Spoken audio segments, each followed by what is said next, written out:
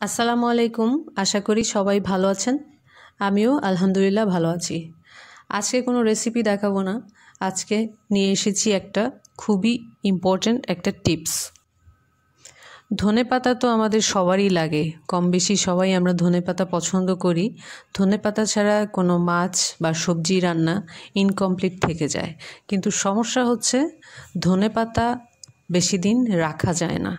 আনার 2-3 দিন পরেই নষ্ট হয়ে যায়, ফ্রিজে রাখলেও সেটা ভালো থাকে না।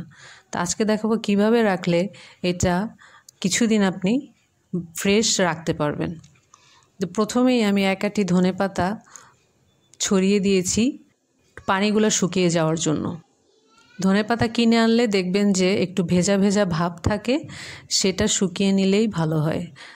আর এই যে শিকড় দেখতে পাচ্ছেন, এটা আপনারা যদি চান তাহলে এভাবে ছিঁড়ে ফেলে দিতে পারেন, তবে আমি শিকড় সহই রেখে দিব। আর এখানে খেয়াল করবেন, যদি কোনো পচা পাতা বা হলদেটে কোনো পাতা থাকে, নষ্ট থাকে, সেগুলো অবশ্যই বেছে ফেলে দিতে হবে।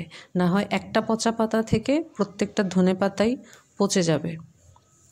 আর অনেকে এই ধনেপাতা ধুয়ে রাখেন, তবে আমি ধুয়ে নিব না, কারণ যদি ধুই তাহলে এটা ঠিকমতো শুকানোটা পসিবল হয় না। একটা ভেজা ভাব তো আগে থেকেই থাকে, তার সাথে আমি যদি আবার এটাকে ভেজাই তাহলে এটা কিন্তু ভেতরে একটা ভেজা ভাব থেকেই যাবে আর তাড়াতাড়ি নষ্ট হয়ে যাবে।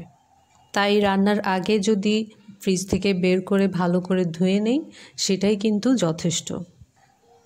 আমি এগুলোকে এমনভাবে শুকাবো যাতে রোদ না লাগে, ফ্যানের বাতাসে সুন্দর মতো ভেজা ভাবটা শুকিয়ে যায়।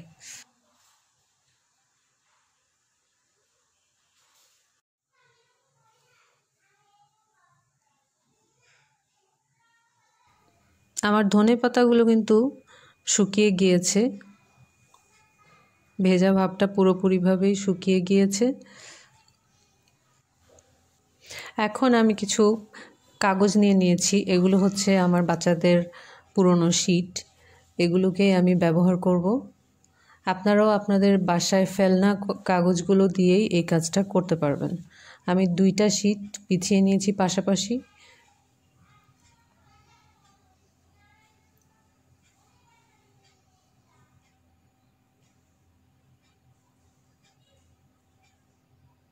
তারপর ধনেপাতাগুলোকে একদম পাতলা করে বিছিয়ে নিব, একসাথে যেন খুব বেশি জড়ো হয়ে না থাকে, একদম হালকা করে বিছিয়ে নিব।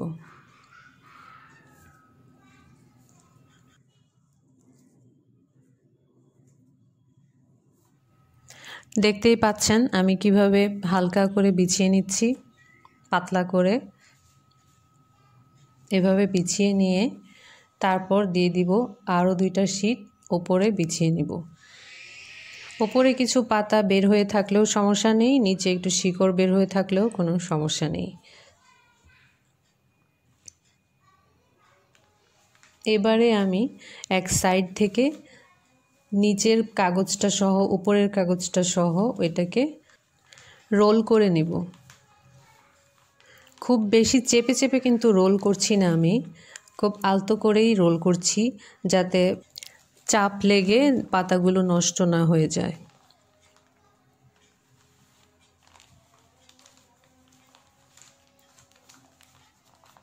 আমার রোল করা হয়ে গিয়েছে, দেখতেই পাচ্ছেন ওপরে কিছু পাতা কিন্তু বের হয়ে আছে আর কিছু শিকড়ও বের হয়ে আছে। সমস্যা নেই, এটা তেমন কোনো সমস্যা হবে না। এখন আমি একটা এইরকম পলিপ্যাকে এগুলোকে নিয়ে নিব। প্যাকেটটা কিন্তু অবশ্যই পরিষ্কার আর শুকনো হতে হবে। তারপর এটাকে পেঁচিয়ে আমি রেখে দিব ফ্রিজে। এভাবে রাখলে ধনেপাতা 1 সপ্তাহ থেকে 10 দিনের উপরেও ভালো থাকবে, যদি আপনার ধনেপাতার কোয়ালিটিটা ভালো হয়। ঠিক একই পদ্ধতি ফলো করে আপনি যে কোনো শাক বা সবজিও রাখতে পারেন। আমি কাঁচামরিচও এভাবে রাখি। আমি দেখিয়ে দিচ্ছি কিছু কাঁচামরিচ, প্রায় 1 মাস হয়ে গিয়েছে আমি এভাবে রেখেছিলাম। দেখতেই পাচ্ছেন এখনও পুরোপুরি ফ্রেশ আছে, পুরোপুরি ফ্রেশ আছে, কোনো মরিচ পচে যায়নি, একদম শুকিয়ে যায়নি। তো আপনাদের আশা করি আমার এই টিপসটা ভালো লাগবে। যদি এর চেয়ে ভালো কোনো পদ্ধতি আপনাদের জানা থাকে অবশ্যই শেয়ার করবেন। পরবর্তী ভিডিও দেখার আমন্ত্রণ জানিয়ে আজকের মতো এখানেই বিদায় নিচ্ছি। আল্লাহ হাফেজ।